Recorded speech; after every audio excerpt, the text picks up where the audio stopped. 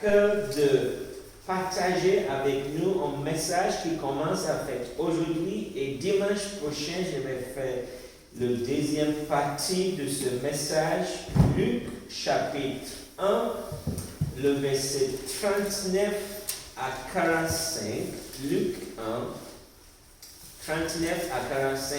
Et je vais tout d'abord dire que le mystère de Dieu devenu homme, c'est vraiment un mystère. La Bible dit que les anges, ils désirent plonger leur regard dedans. J'imagine que ces anges qui ont chanté le jour que Jésus était né, qui ont chanté devant ces bergers, j'imagine ceci, imagine que au ciel, Dieu avait annoncé aux anges que Jésus, c'est leur Dieu. Jésus, c'est celui qui les a créés. Selon Colossiens chapitre 1, verset 16, c'est Jésus qui a créé tout ce qui est visible et invisible. Souveraineté, tout a été créé par lui et pour lui. Donc, ces anges qui ont chanté le jour que Jésus était né, j'imagine que le Père les a dit, voilà, vous allez... Ce n'étaient pas tous les anges. Certains parmi eux ont été choisis pour chanter ces jours-là. Et j'imagine qu'ils ont dû peut-être répéter. Je ne sais pas si les anges ont besoin, comme ce matin, c'est passé, on a répété le chant qu'on va chanter. J'imagine qu'ils ont répété le chant qu'ils vont chanter.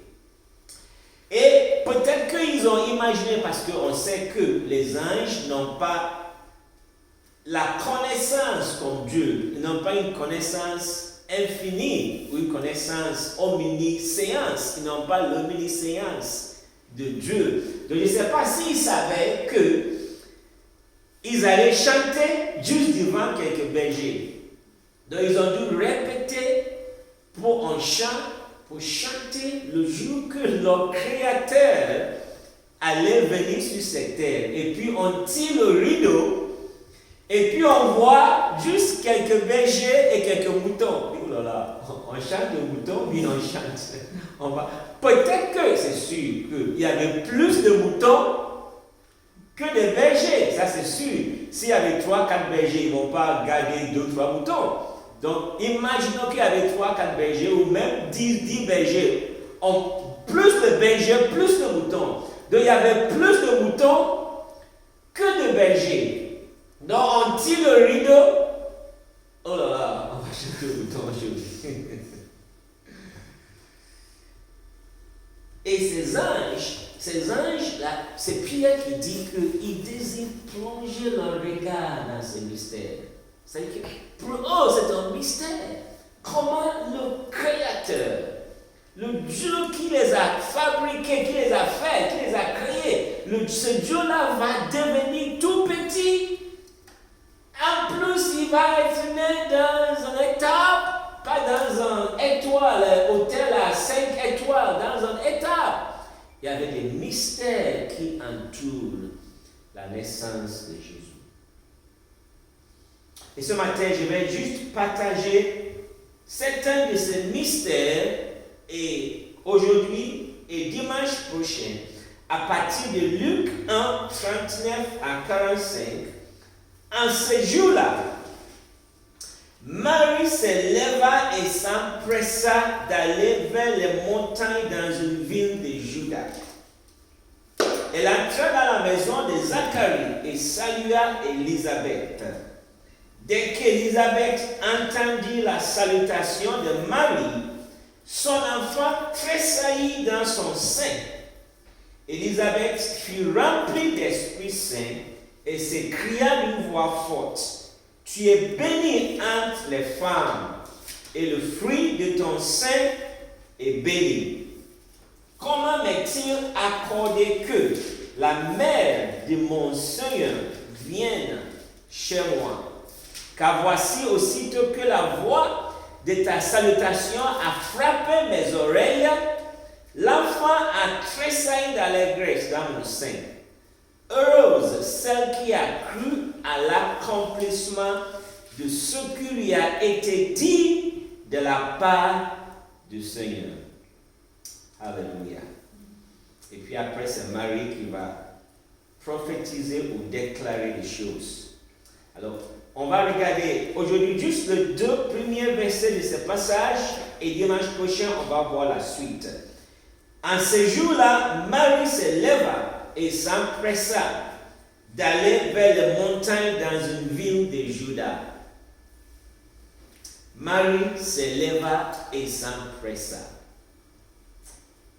J'ai regardé pour ceux qui ont eu l'application de YouVersion, j'ai regardé toutes les versions françaises de YouVersion et ils ont employé juste 3 mots ou 3 phrases différentes pour décrire ce passage. Marie se leva et s'empressa.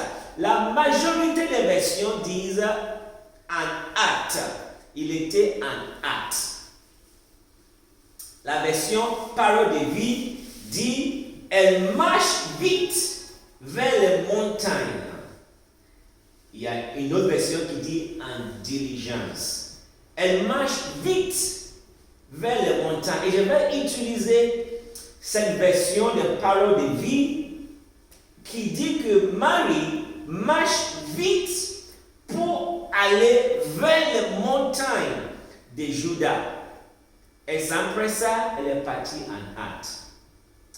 Si vous connaissez ce passage dans Ésaïe 52, le verset 12, c'est un passage qui a toujours utilisé ce passage pour me parler.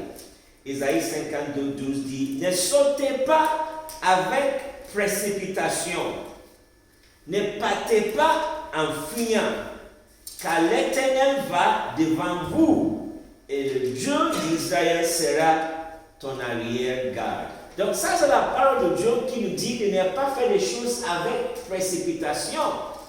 Donc d'habitude, ou normalement, Dieu nous conseille de ne pas agir avec précipitation. De ne pas aller en fuyant, de prendre le temps pour réfléchir, prendre le temps pour penser, prier, demander conseil. On est en train de lire le livre de Proverbes et combien de fois le livre de Proverbes dit de chercher des conseils.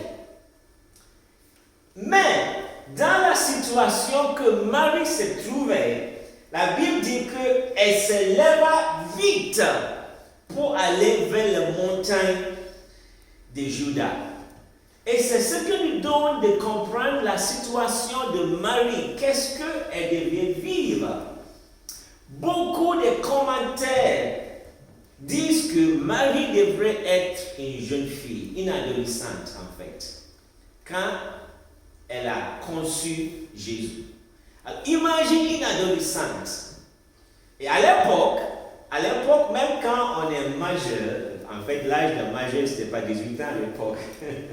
Même quand on est majeur, les parents ont beaucoup à dire, beaucoup de rôle à jouer sur la vie de l'enfant. Donc, j'imagine que quand l'ange Gabriel a visité Marie, j'imagine qu'elle est allée voir ses parents et dit à ses parents, papa, maman, voilà ce que vient de m'arriver.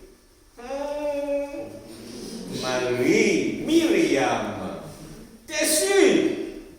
Qui dans le monde a conçu quelque chose par le Saint-Esprit? Dis-nous la vérité. Le Saint-Esprit?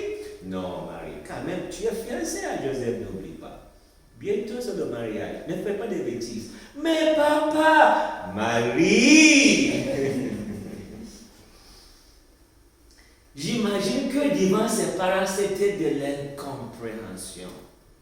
Et on sait que la Bible ne cache pas que Joseph n'a pas cru à ce qu'elle a raconté. Matthieu 1, 18 dit, voici comment arriva la naissance de Jésus-Christ. Marie, sa mère, était fiancée à Joseph avant leur union. Elle se trouva enceinte par l'action du Saint-Esprit. Joseph, son époux, qui était un homme de bien et qui ne voulait pas la diffamer, se proposa de rompre secrètement avec elle. Comme il y pensait, voici qu'un ange du Seigneur lui apparut en songe et dit, Joseph, fils de David, ne crains pas de prendre avec toi Marie ta femme, car l'enfant qu'elle a conçu vient du Saint-Esprit. Donc, même Joseph ne l'a pas cru. Pourtant, la Bible dit qu'il était un homme de bien. On peut imaginer que quand Marie a raconté ceci à Joseph, il dit, quand même, je t'ai fait confiance jusqu'à la Marie, dis-moi la vérité, qu'est-ce qui s'est passé? Mais Joseph, non, attends, Marie, allons voir tes parents. Vous savez, en Orient, la société est organisée comme en Afrique. Alors je peux imaginer qu'ils ont appelé les tontons, les tantis, les oncles, les cousins, ils ont organisé une réunion de famille. Ça se passe comme ça. Hein? Que ce n'est pas que le papa et la maman qui ont le mot à dire. Il faut que les oncles, les tantis, tous ont quelque chose à dire dans la société orientale. Et Marie dit, mais je vous dis la vérité. Je vous dis la vérité. J'étais peut-être ici dans un champ. La Bible n'a pas dit exactement où elle était. J'étais là et un ange m'est apparu. Incompréhension totale, je crois. Qu'est-ce qu'elle va faire? La Bible dit, elle s'est levée et elle a marché vite pour aller vers les montagnes de Juda pour visiter Élisabeth. Parce que l'ange lui avait dit, pour signe, Élisabeth, ta parenté, qui était dite stérile, déjà elle est dans son 6e mois de grossesse. Dit, ok, au moins elle va me comprendre. Elle se leva vite. Ça veut dire qu'elle est partie presque en fuyant. Elle dit, personne ici ne me comprend. Je dois aller quelque part où au moins je vais être compris. Alors, quand on dit elle est allée dans les montagnes de Juda, parfois on n'imagine pas la distance. Parce que quand on lit, par exemple, Luc 1,26 dit clairement, au 6e mois, l'ange Gabriel fut envoyé par Dieu dans une ville de Galilée du nom de Nazareth. Donc, quand Gabriel est allé voir Marie, elle était à Nazareth. Donc, elle est allée de Nazareth à Judée, dans les montagnes de Judée. Et Judée, c'est la région où se trouve Jérusalem ou Bethléem. Donc, on peut juste imaginer, au moins, elle a fait 100 km. Au moins. Ça peut être plus. Ça peut, je regarde, la Bible n'a pas dit exactement la ville où habitaient Zacharie et Élisabeth. La ville précise n'est pas dite, mais on sait que quand on regarde l'Ancien Testament, on sait que les sacrificateurs comme Zacharie, ils pouvaient habiter dans les faubourgs de Jérusalem. Et puis ils avaient leur champ, quelque chose, il fait quelque chose non loin de Jérusalem. Et quand c'est le tour, comme c'était le tour de Zacharie le jour que Gabriel a visité dans le temple, ils viennent pour faire sa part, il vient pour exercer son ministère et après il retourne à la maison. Donc sûrement qu'ils habitaient non loin de Jérusalem. C'était la région de Judée. Donc Marie a fait une longue distance de Nazareth jusqu'à quelque part proche de Jérusalem. Ça fait au moins 100 km. En fait, de Nazareth à Jérusalem, ça fait exactement aujourd'hui par la route, si on prend la route d'aujourd'hui, ça fait 147 km. Nazareth à Bethléem fait 157 km en suivant la route goudronnée. À l'époque, cette route n'existait pas, mais on sait que par n'importe quel moyen qu'elle va partir, ça va lui faire au moins 100 km. Et on sait que ici, Joseph ne l'avait pas accompagnée comme le jour où elle a accouché. Là, Joseph était avec elle. Mais là, une adolescente, alors je ne pense pas qu'elle a pris une âne ou bien un cheval ou un chameau, je ne pense pas. Je pense qu'elle a dû marcher. Elle a tapé à pied plus de 100 kilomètres. Comment est-ce qu'une jeune fille, une adolescente qui vient de concevoir, comment est-ce qu'elle va faire plus de 100 kilomètres? C'est parce que dans son milieu, on ne comprenait pas. Mais Marie, ça n'est jamais arrivé. Concevoir par le Saint-Esprit, ça n'est jamais arrivé. Tu seras la première qu'on va entendre. Tu as rêvé ou bien tu as eu des hallucinations, on ne sait pas. C'était un rêve peut-être. Mais non, papa, je t'ai dit que j'ai vu un ange m'être apparu. Elle est partie vite en marchant. Elle est partie en s'empressant. Elle est partie en hâte.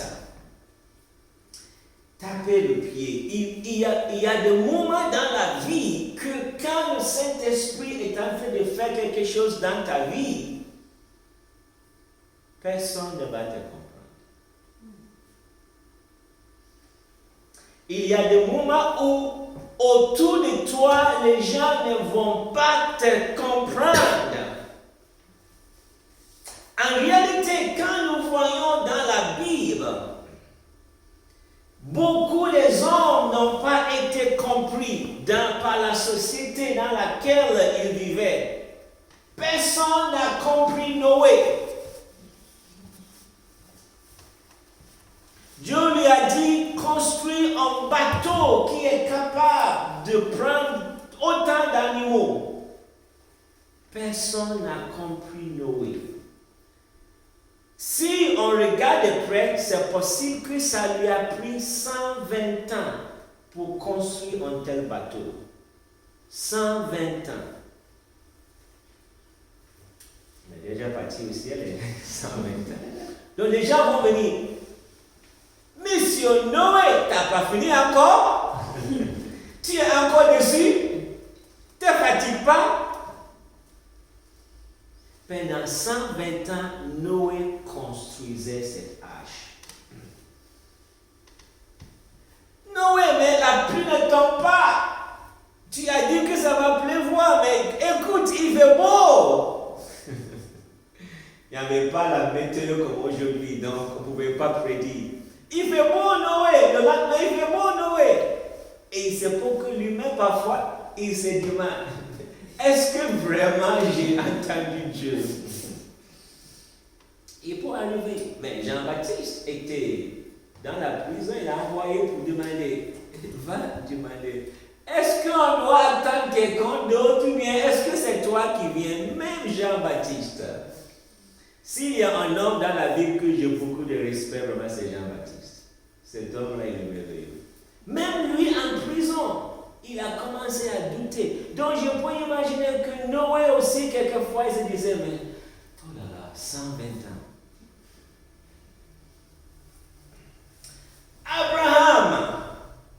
Abraham, j'imagine qu'il a vécu un moment où les gens ne le comprenaient pas. Il s'appelait Abraham. Père, ça veut dire Père exalté. Et Dieu vient et lui dit, tu vas t'appeler Abraham, père de beaucoup de nations. Il n'avait même pas un seul enfant. Et quand il va dire à ses amis, écoutez, ne m'appelle plus Abraham, mais Abraham. Quoi? Ils vont se rigoler. Quoi? Tu n'as même pas un seul. Tu parles de nations. Mais quand même, Abraham. Non, ne blague pas. Beaucoup des hommes et des femmes dans la Bible ont vécu dans un moment d'incompréhension. En fait, la Bible compare les chrétiens à des aigles. Et l'aigle, plus souvent, l'aigle est un oiseau solitaire. Parce que là où ils vont aller, ce n'est pas tout le monde qui peut aller là-bas. En tout cas, si tu veux aller loin avec Dieu, ne t'attends pas à ce que tout le monde te suive. Ou tout le monde te dit, voilà, c'est bon, vas-y. Si tu veux aller loin avec Dieu, ne t'attends pas à ce que le monde t'applaudisse. Waouh, merveilleux, vas-y, vas-y. Ça sera de l'incompréhension autour de toi. Et je crois que c'est dans ce milieu d'incompréhension que Marie s'est dit, bon, je vais aller. Mais non simplement, il a fait au moins 100 kilomètres, mais la Bible est vraiment merveilleuse. La Bible a précisé qu'il est allé dans les montagnes de Juda. Donc imagine qu'elle a déjà marché elle a fait 100 km pendant des jours. Elle ne peut pas faire 100 km dans un jour. Elle a dû s'arrêter en cours de chemin pour dormir chez une tante ou un oncle, en cours de chemin plusieurs fois. Et puis imagine qu'elle va arriver dans une ville en cours de route et il y a mon oncle qui est là, je vais aller dormir chez elle. Marie, il n'y avait pas de téléphone portable. Donc elle n'a pas pu appeler et dire, tonton, j'arrive, est-ce que je peux passer la nuit chez toi? Donc, toc, toc, toc, toc, on ouvre la porte. Marie, mais qu'est-ce que tu fais là? Tu es censé te marier dans 2-3 mois. Non, ça ne peut pas pour venir à ton mariage. Qu'est-ce que tu fais là? Où est Joseph? Marie! Tu es tout seul? Il n'est pas avec toi, Joseph? Qu'est-ce qu'il y a? Tonton Simon, je ne peux pas expliquer. Je vais voir Tanti Elisabeth. Tu as Tanti Elisabeth dans la montagne de Judée? Toi seul? Et puis, c'est pas fini. Le lendemain ou 2 jours après, il faut qu'elle dorme chez notre oncle ou notre tante. Marie, mais qu'est-ce que tu fais là? Il fait nuit. Tu es seul, mais c'est dangereux. Et c'est vrai parce qu'on sait bien que voyager parfois, il y a des coupeurs de la route qui coupent la route. Mais tu ne peux pas voyager tout seul, c'est dangereux. Et puis, après avoir traversé tout cela, elle arrive en Judée et il faut qu'elle monte les montagnes. Ce n'était pas dans la vallée. Il fallait qu'elle monte les montagnes de Judée. Parce que la Bible précise, c'est dans les montagnes de Judée qu'habitaient Zacharie et Élisabeth. Et elle va grimper les montagnes de Judée. Je ne sais pas si elle a eu, comment on appelle les vomissements que certaines femmes ont quand ils sont enceintes. En tout cas, la mienne, elle en a eu beaucoup au début. Certaines femmes ne supportent pas le début de la grossesse. Alors, si c'était le cas, elle va vomir peut-être en montant les montagnes. Quand on lit la Bible, on ne voit pas ce qu'a traversé Marie. On ne voit pas ce qu'elle a traversé pendant ce moment, pendant ce temps, avant que Joseph soit visité par l'ange et qu'il accepte de la prendre pour femme. Elle est montée dans la montagne pour aller visiter Élisabeth. Le fait que Dieu t'a donné une vision, ou tu as conçu quelque chose pour Dieu, ne veut pas dire que tu ne vas pas connaître des moments difficiles, ou tu ne vas pas traverser des moments difficiles. En fait, c'est le contraire. Quand Dieu nous donne quelque chose, quand Dieu met quelque chose à cœur à faire, c'est plutôt que nous allons connaître des temps difficiles.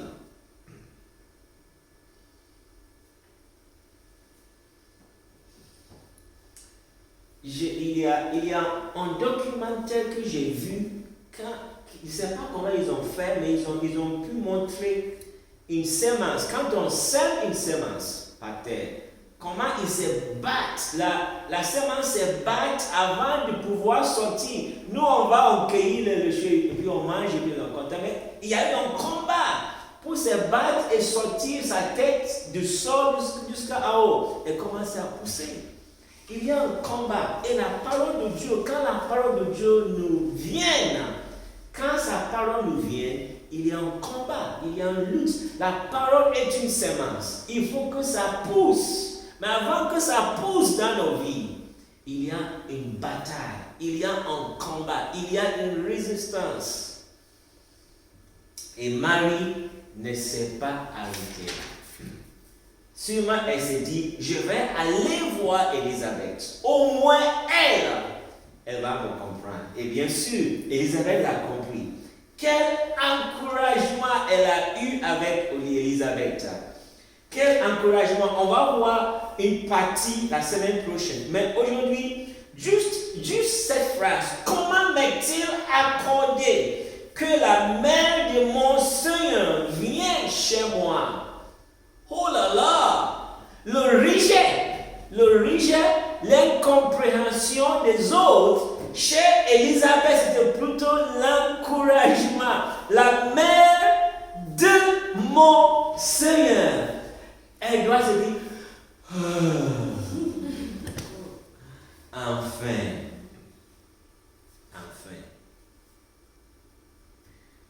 Je ne sais pas pourquoi la Bible est très silencieuse par rapport aux parents de Marie. Vous voyez, on ne mentionne même pas. Mais il devrait y avoir des parents. La Bible ne mentionne pas les parents de Marie. Je pense, ça peut être ou ça peut ne pas être.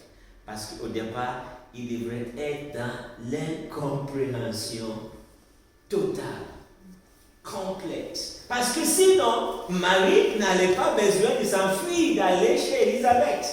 Ils allaient l'accueillir dans les bras. Oh Marie, tu sais qu'on a confiance en toi. Tout ce que tu nous racontes, on le croit. On le croit, oui, l'ange Gabriel t'a visité, on le croit. Bien sûr. Oh, prions ensemble. La Bible est silencieuse totalement par rapport aux parents de Marie. Elle est allée chez Élisabeth et là, elle a reçu cet encouragement. Elle a reçu cette force qu'elle avait besoin. Elle a reçu cette compréhension. Et vous voyez, la Bible dit qu'elle est restée elle a fait 3 mois, jusqu'à l'accouchement de Jean-Baptiste, avant qu'elle ne retourne. Donc on peut imaginer parce que si la Bible dit que, on est juste en train de conclure, la Bible dit que elle se leva et elle s'empressa d'aller, ou bien elle est partie en hâte, ou bien elle a marché vite pour partir.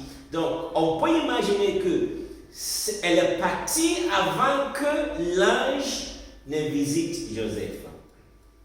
Donc, si la Bible dit que Joseph, selon Matthieu 1, Joseph, plus tard, elle a pris Marie comme sa femme. Donc, ça veut dire que c'est après les 3 mois. Donc, elle a fait 3 mois chez Élisabeth. Donc, entre-temps, Joseph, dans son incertitude et dans ses doutes, l'ange va le visiter dans son rêve. Et elle va revenir après 3 mois. Et Joseph va la prendre cette fois-ci pour femme.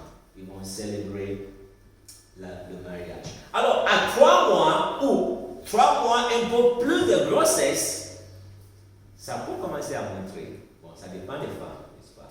Pour certaines femmes, à 3 mois, on ne voit pas. Pour d'autres, à 3 mois, on le voit.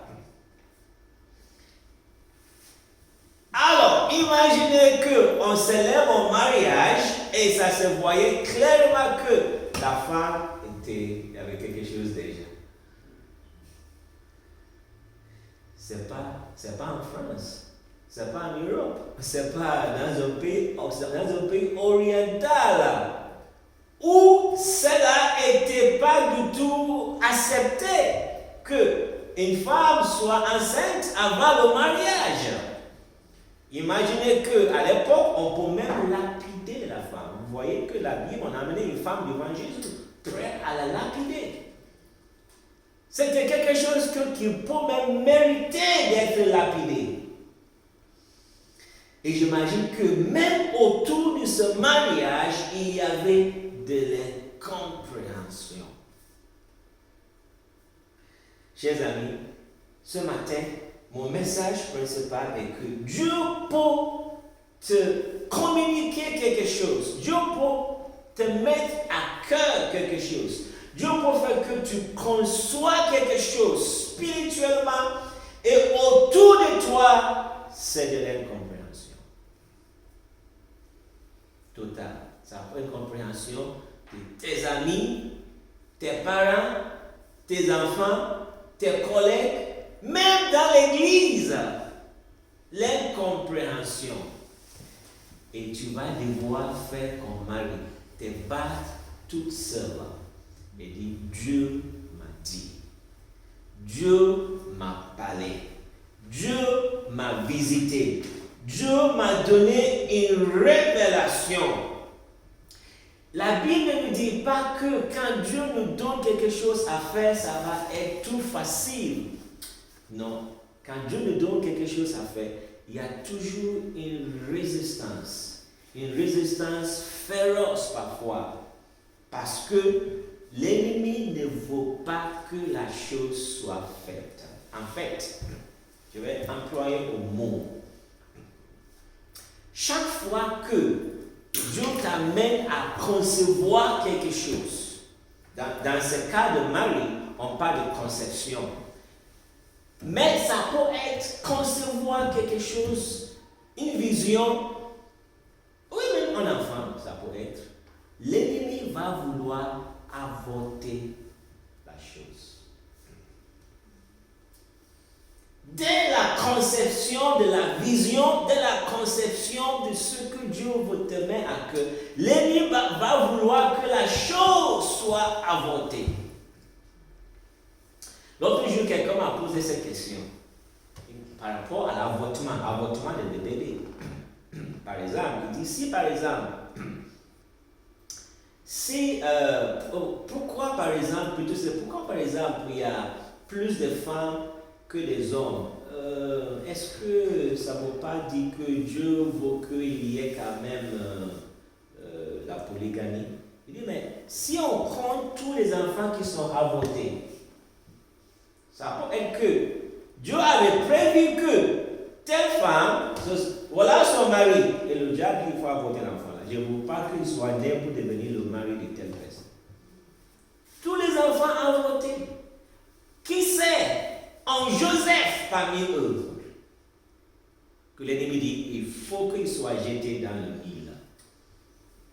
Qui sait, Jésus lui-même. Dès qu'il soit né, le diable voulait l'éliminer. Alors, non simplement que à la conception, le diable va vouloir avorter, mais même quand la chose commence, quand la chose voit le jour, quand la chose est née, l'ennemi va vouloir éliminer la chose. Tout ce que Dieu a prévu pour bénir, si Dieu va bénir quelque chose, si la main de Dieu est dans quelque chose, dès sa conception, l'ennemi va vouloir que la chose soit avortée. S'il n'arrive pas à avorter la chose au stade de conception, il va vouloir le tuer dès que ce soit né. Il faut que ces choses-là soient tuées. Et c'est pourquoi il y a toujours un combat. Il y a toujours une bataille, il y a un combat à mener jusqu'à ce que Dieu a mis à cœur voit le jour. Ça peut être une vision que Dieu te met à cœur. Ça peut être le travail que Dieu te met à cœur. Je disais la dernière fois que pour moi, servir Dieu ne se limite pas à prêcher ici. Pas du tout. Servir Dieu, c'est pour être la chose bien précise que Dieu te met à cœur à faire pour lui. Et Dieu peut te mettre à cœur quelque chose. Ne dis pas que Dieu m'a dit, donc voilà, ça va aller. Je n'ai rien à faire. Je croise les bras et je m'assois ou je dors. De toute façon, Dieu a dit, il va l'accomplir. C'est pas comme ça dans la Bible. Si Dieu te met à cœur quelque chose, si Dieu te parle, sache que tu vas traverser des moments difficiles. C'est pourquoi Paul dit à Timothée, il dit, combat le bon combat de la foi. Il dit, selon les prophéties prophéties qui t'ont été données, combat le bon combat de la foi. Donc les prophéties ont été données à Timothée. Timothée pouvait aller pour ça, donc il dit, en tout cas, on a prophétisé sur moi. Je vais être un évangéliste. Je veux ou pas, Dieu l'a dit, il va l'accomplir. Je vais dormir. C'est pas comme ça. Ah oui, Dieu veut que tu sois évangéliste. On va voir si tu vas être ou pas. C'est toujours comme ça. Tout ce que Dieu veut que tu deviennes, il aura un combat. Parce que derrière, c'est des gens qui vont être touchés. Derrière, c'est des gens qui vont être bénis. Derrière, c'est des gens qui vont être amenés dans le royaume. Derrière, c'est quelque chose qui va se passer et l'ennemi ne veut pas que cela soit. Et dès le départ, il va vouloir que la chose soit avortée. Dès le départ, et même il n'arrive pas à le faire, dès que ça voit le jour, il va vouloir éliminer la chose. Nous devons faire comme tous ces hommes ont fait, comme Noé, comme Abraham, comme Marie. Pourquoi j'aime Marie? Parce que Noé était déjà un homme âgé. Abraham était un homme âgé. Mais Marie était une adolescente. Et elle s'est battue pour voir cet enfant. Je dis enfant, mais le sauveur du monde qu'elle portait. Et je vais terminer sur cela. Marie portait le salut des millions et des millions et des millions de gens. C'est ce qu'elle portait dans son ventre. Imaginons-nous, parce que parfois on n'imagine pas. Marie portait dans son ventre le salut des millions et des millions et des millions de gens. Alléluia. Et l'ennemi m'a dit ça. On va essayer de combattre. Il ne faut pas que ça voit le jour. Alors, nous pouvons porter quelque chose. Ça peut ne pas être ce que Marie portait. Ça peut être quelque chose qui va bénir 10 personnes, 20 personnes, 100 personnes. Mais une fois que Dieu t'a fait concevoir quelque chose, l'ennemi va vouloir que ça soit. L'ennemi ne va pas vouloir que cela voie le jour. Il va chercher à éteindre cette lumière. Il va chercher à étouffer la chose. Il va chercher à écraser la chose. Il va chercher à nuire cette chose que Dieu t'a mis à cœur.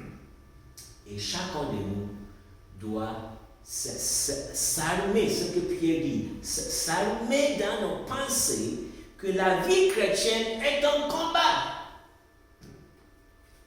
La vie chrétienne est un combat. Dieu nous a donné quelque chose et on doit se battre jusqu'à ce que cette chose-là voie le jour. Voyez pourquoi les prophéties de Siméon disait à Marie que une épée va te transpercer le cœur. Une épée va te transpercer le cœur. Parce que imaginons que, adolescente qu'elle était, elle s'est battue jusqu'à ce que Jésus, le Sauveur, soit révélé. Et disons que ce n'est pas simplement avant le mariage que Joseph et Marie ont eu des difficultés. Parce que c'est sûr qu'à Nazareth et les environs, c'est sûr qu'ils savaient que Marie était tombée enceinte avant le mariage. Ils le savaient tous, d'accord? Donc, même quand Jésus grandissait, elle dit qu'elle a eu son premier-né là par le Saint-Esprit. Ah oui, les gens vont se moquer. La dame qui dit qu'elle a eu son premier fils par le Saint-Esprit. Marie a vécu toute cette stigmatisation depuis des années. Et elle a porté et dit, mais moi, je suis convaincu, c'est le sauveur du monde. C'est le sauveur du monde. Et puis un jour, elle voit son fils, le sauveur du monde, crucifié comme un brigand à la croix. Elle était au pied de la croix. Pendant 33 ans, elle a cru, elle a porté, elle a cru que non, un ange m'a visité. Je le conçus par un ange. Et puis un jour, elle voit ce sauveur du monde qu'elle a mis au monde, crucifié. Simeon a dit, une épée va te transpercer le cœur. Ces jours-là, ces jours que Jésus était sur la croix, personne n'était sur la terre aussi affecté que Marie. C'est pourquoi Jésus va dire à Jean, voilà ta maman, prends-la. Parce que Jésus savait ce qu'elle était en train de subir. Parce que je ne pense pas que Jésus avait dit à sa maman que je vais être crucifié un jour. Et même si elle lui avait dit, elle ne va pas comprendre. Il avait répété plusieurs fois aux disciples, ils ne comprenaient rien. Pierre l'a pris de côté et dit, ne dis jamais ça. Jamais tu vas dire ça. Dit Pierre, mets-toi derrière moi, Satan. Personne ne peut comprendre comment la croix était réservée aux brigands de la société que personne ne voulait. Et Marie qui, même si personne ne croyait que c'est le Saint-Esprit, elle-même, elle le savait. Au moins, elle et Élisabeth, elle le savait.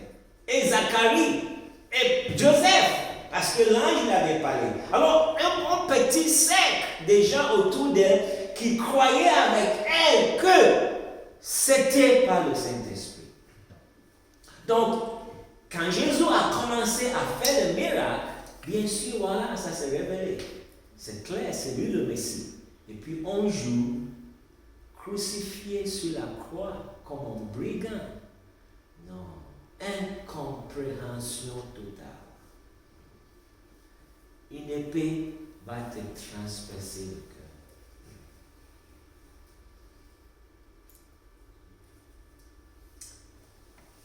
Et c'est merveilleux de voir que dans Actes chapitre 1, quand on dit que le disciple, le 120, était réuni, entré d'attendre le Saint-Esprit, on voit Marie. La Bible dit, et Marie, sa mère, elle était présente. Alléluia. Elle n'a jamais lâché. Elle n'a jamais abandonné. Oui, c'est vrai. L'épée a transpercé son cœur en voyant Jésus sur la croix. Incompréhension une fois encore. Mais elle n'a pas lâché. Elle a cru jusqu'au bout. Alléluia. Alléluia. Je disais qu'on pouvait parler de Noé, on pouvait parler d'Abraham, mais c'était des hommes déjà âgés, matures déjà.